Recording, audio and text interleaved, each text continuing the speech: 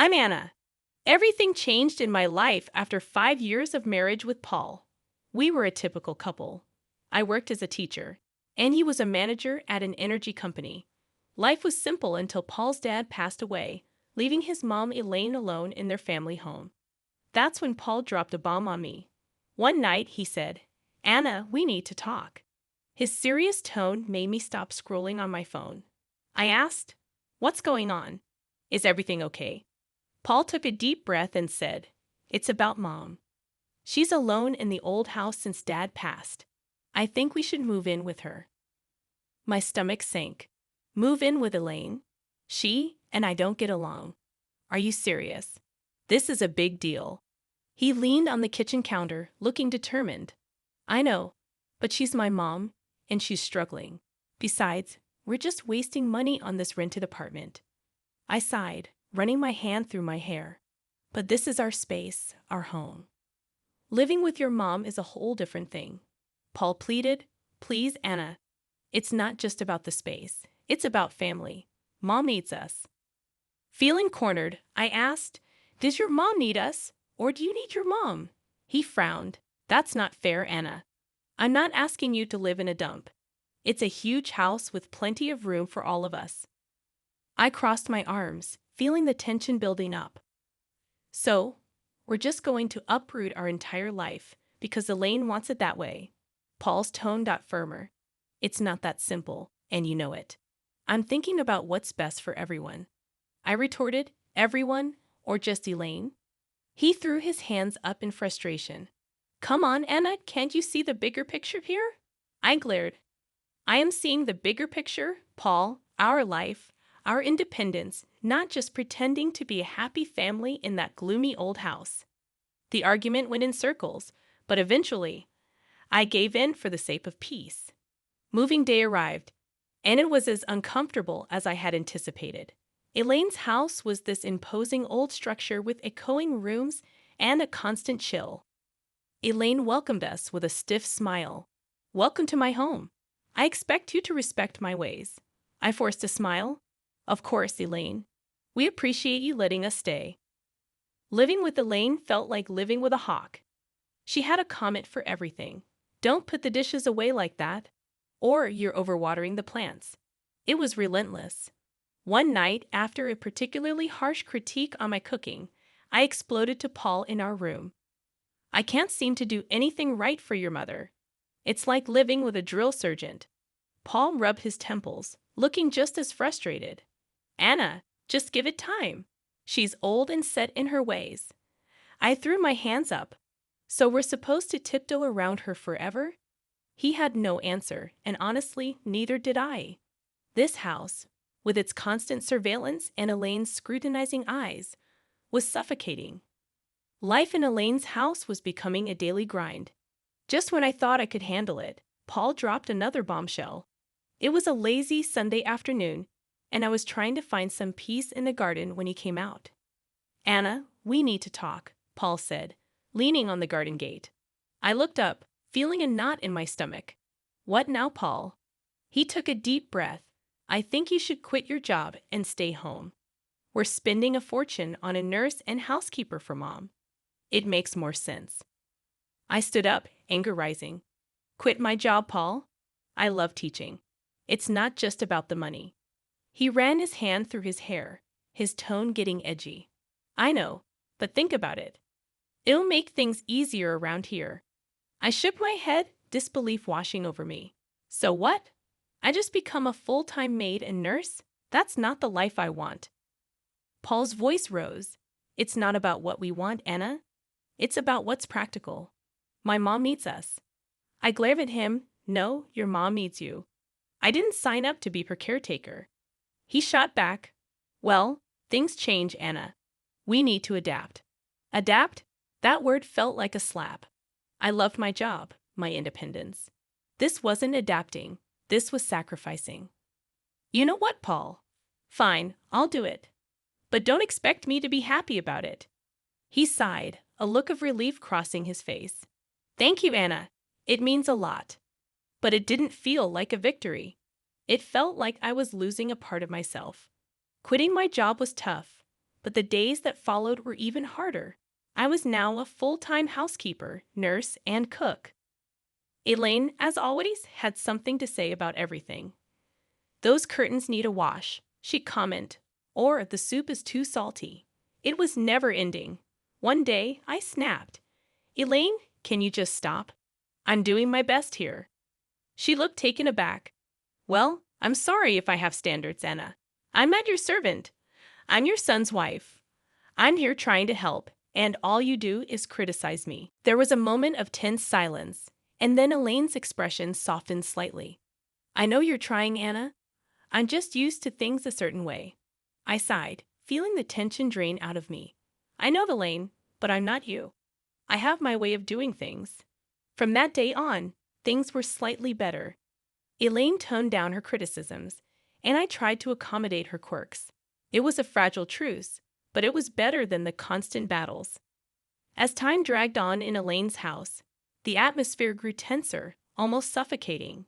Paul's behavior became increasingly distant and elusive. He was always late from work, and when he was home, he might as well have been invisible, holing up in the spare room like it was his sanctuary.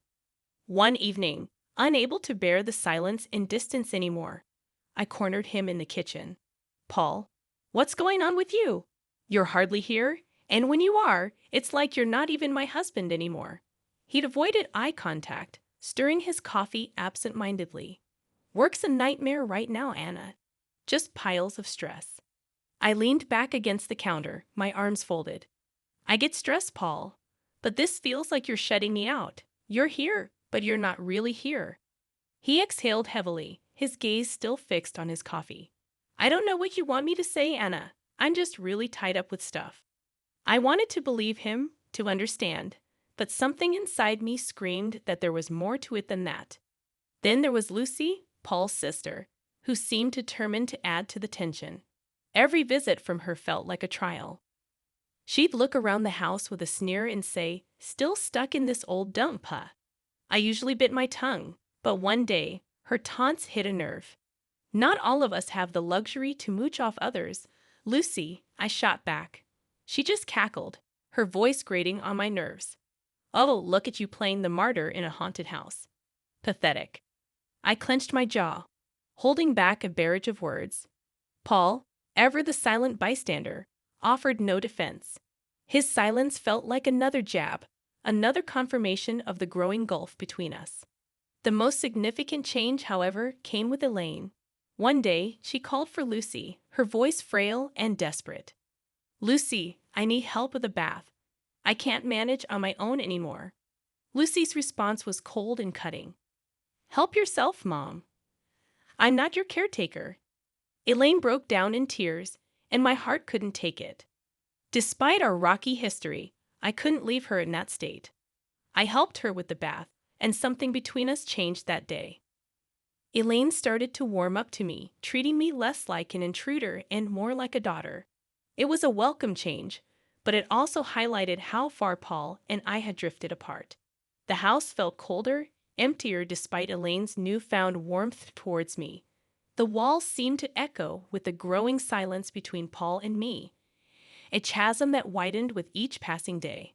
The cold atmosphere in our home intensified each day. Paul's frequent late nights at work became routine, and our conversations turned into mere echoes of their former selves. It was during one of these brief interactions that Paul disclosed a new piece of information, adding to the growing pile of secrets and lies. "Anna, I got an apartment near work," he mentioned casually, as if discussing the weather. I almost dropped the dish I was cleaning. "An apartment? Why would you do that?" He leaned against the doorframe, avoiding my gaze. "It's just practical, Anna. Saves me the commute, especially with the late nights." Anger and confusion surged within me. "And you decided this without talking to me. Are we just roommates now?" He shrugged, his indifference cutting deep. "I thought you'd be happy. Less stress about me coming home late." I shook my head, disbelief coloring my tone. "Happy, Paul? This feels like you're leading a double life. What's next? You'll tell me you have a second family?" He sighed, rubbing his forehead. "Don't be dramatic, Anna. It's not like that." I wanted to dig deeper, to break through his nonchalant facade, but I knew it was futile. The conversation ended there, much like many of our interactions those days. The true shock came a few days later during a candid conversation with Elaine. We were in the living room, sharing a rare moment of calm when she suddenly said, "You know, Paul didn't buy that apartment with his money." I looked at her puzzled. "What do you mean?" She hesitated, then continued, "He used my savings. He said it was an investment. He even put it in my name." My heart sank. "He's been using your money, and you're okay with this?" Elaine shrugged, a sad look in her eyes. "I couldn't say no. He's my son. But I thought you should know." I was speechless. Paul's secret apartment was one thing, but using his mother's savings under the guise of an investment felt like the man I married was slipping away, replaced by this stranger with secrets and lies. A few days later, I confronted Paul about it. "Paul, why didn't you tell me the apartment was bought with your mom's money?" He was unapologetic, almost defiant. "Because I knew you'd react like this. It's an investment, Anna. It's not a big deal." I couldn't believe his audacity. "Not a big deal? You're gambling with your mom's savings and keeping it from me. What else are you hiding?" He turned away, ending the conversation with a dismissive wave. "You wouldn't understand, Anna. It's business." Business. That word felt like a chasm between us, an excuse for everything going wrong in our marriage. Living in Elaine's old, dreary house was taking its toll on me. The walls, once probably vibrant, now echoed a somber tone, and every creaking floorboard seemed to whisper secrets. One day, I just couldn't take it anymore.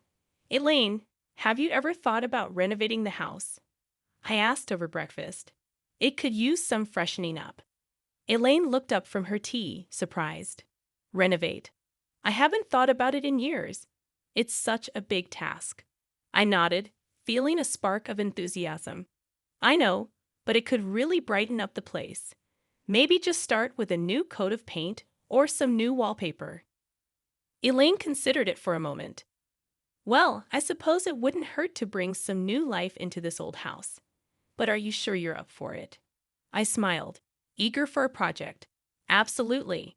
It'll be a good change." And so it began. I threw myself into the renovation, painting walls, choosing wallpapers, and even attempting to restore some of the old furniture. It was hard work, but it felt good, like I was breathing life back into the house and, in a way, into myself. One day, while I was up to my elbows in paint, Paul walked in. He looked around, his expression one of shock and disbelief. "What the hell, Anna? What are you doing to my mom's house?" I stood up, wiping the sweat from my brow. "I'm renovating, Paul, like I told Elaine. It's time this place got a little love and care." Paul's face reddened. "You had no right to start changing things without asking me. This is my family home, not some DIY project." I felt my temper rise. "Your home? When was the last time you even cared about this place, Paul? I'm doing something good here." He took a step closer, his voice rising. "You're overstepping, Anna. You always do this. Take control and push everyone else aside." I stared at him incredulously. "Take control, Paul. I'm trying to make this gloomy place livable. Maybe if you spent more time here, you'd see that." Before Paul could retort, Elaine walked in. "What's all this noise about?" Paul turned to her. "Mom, did you know about this? About her changing the house?" Elaine looked from me to Paul, then back again. "Yes, I did, and I'm glad she's doing it. This house needed a change, and Anna's doing a wonderful job." Paul looked like he'd been slapped. "But it's our family home." Elaine cut him off, her tone firm. "It's my home, Paul, and I want this." "Anna has every right to do what she's doing." Paul stormed out of the room, leaving me and Elaine in an awkward silence. I felt a mix of victory and sadness. The house was transforming, but the gap between Paul and me seemed to only grow wider. The day Elaine suffered her stroke, our world turned upside down. I was there, witnessing her sudden decline, her words slurring, her body weakening. Panic gripped me as I called for help, my voice quivering with fear. In the hospital, The grim reality set in. Elaine needed constant care. I looked to Paul for support, but he was distant, his eyes void of concern. I can't deal with this. I have enough on my plate, he said, his voice cold. I was stunned. You can't deal with this, Paul. She's your mother. He shrugged, his response cutting like a knife. Yeah, and she's been a burden for years. This is just the cherry on top. I couldn't hide my disgust. She's not a burden, Paul. She's family. She needs us. His laugh was bitter. Us? No, Anna. She needs you. I've got other things to handle. I was left speechless, my respect for him sinking. I took it upon myself to care for Elaine. It was hard watching the once strong woman confined to a bed, dependent for every little thing. As I became Elaine's primary caregiver, Paul's visits grew rarer, and his indifference more apparent. Then Lucy came. I overheard them in the living room, their words like venom. We should start thinking about the will, dividing the assets, Lucy said, her voice devoid of any emotion. I burst into the room, fury coursing through my veins. How can you be so heartless, discussing her will right in front of her? She's still here. Lucy smirked, her words sharp. Oh, look who's talking, the saintly daughter-in-law. It's a bit late for that. I glared at her, my voice laced with contempt. I was here for Elaine when you both abandoned her. Don't you dare judge me. Paul interjected. Let's just get this over with. We have other matters to discuss. After the funeral ended and the gathering moved to Elaine's house for the will reading, Paul and Lucy were like vultures, eagerly awaiting their share. The lawyer began reading the will, and that's when the bombshell dropped. Everything, the house, the money, all of it was left to me. Paul's face went from smug to shocked. What the hell? This can't be right. Lucy was fuming. This is our mother. How could she leave everything to this nobody? I stood there stunned, not sure how to feel. Happy? Vindicated. It all felt hollow. Paul turned to me, his voice filled with accusation. You manipulated her, didn't you? Turned her against us. I shook my head, disbelief and anger mixing in my voice. I did nothing but care for her, which is more than I can say for you. The lawyer intervened. Elaine was very clear in her will. Lucy was seething. This is not the end. We'll contest this. There's no way we're letting her get away with this. As they left in a huff, I stood there alone in the house that was now legally mine. The walls that had witnessed so much pain, betrayal, and love felt different now. I looked around, feeling the weight of Elaine's last act of kindness and the burden of a broken family scorned. The house felt different now, like it was echoing with Elaine's last wishes. I was sitting there holding the will, still trying to get my head around everything. Elaine had left it all to me, and Paul and Lucy were raging mad about it. They came back the next day, all fired up. You really think you can just take everything? Paul burst out as soon as he stepped in. I looked up, tired but standing my ground. Elaine decided this, Paul. It was her choice. Lucy was red in the face, yelling, You tricked a sick old lady. We won't let you get away with this. As they left in a huff, I stood there alone in the house that was now legally mine. The walls that had witnessed so much pain, betrayal, and love felt different now. I looked around, feeling the weight of Elaine's last act of kindness and the burden of a broken family scorned. The house felt different now, like it was echoing with Elaine's last wishes. I was sitting there holding the will, still trying to wrap my head around everything. Elaine had left it all to me, and Paul and Lucy were raging mad about it. They came back the next day, all fired up. You really think you can just take everything? Paul burst out as soon as he stepped in. I looked up, tired but standing my ground. Elaine decided this, Paul. It was her choice. Lucy was red in the face, yelling, You tricked a sick old lady. We won't let you get away with this. I stood up, fed up with their nonsense. Tricked. I was there for her, unlike you two. She chose to leave it to me. Paul was fuming. So you think you've beaten us? You think you can just snatch everything away? I let out a heavy sigh. I didn't snatch anything, Paul. Elaine gave it to me because she knew I actually cared. Their yelling didn't stop, but it was just noise against the truth I knew. I was there for Elaine when they weren't. The lawyer showed up with a video Elaine had made. Her voice filled the room, and she said it clear as day. I left everything to Anna because she was like the daughter I never had. She was there when my own kids weren't. She deserves it all. The room went quiet. Paul looked like he'd been punched in the gut, and Lucy started crying, finally realizing what they had done. After that, Paul and Lucy left, and all their threats just fell flat. I was alone in the big house, surrounded by the past and thinking about the future. I decided to divorce Paul. It was tough, but it had to be done. He and his new family had to move to a rental place. Lucy had her own mess to deal with. Her debts and bad choices were catching up to her. As for me, I was standing in my new house, feeling sad but also kind of excited. Elaine's will wasn't just about the house and money. It was like she was telling me to be strong and make my own way. I decided to start over, use what Elaine left me to build something new for myself. The house, once a reminder of tough times, was now a place for new beginnings.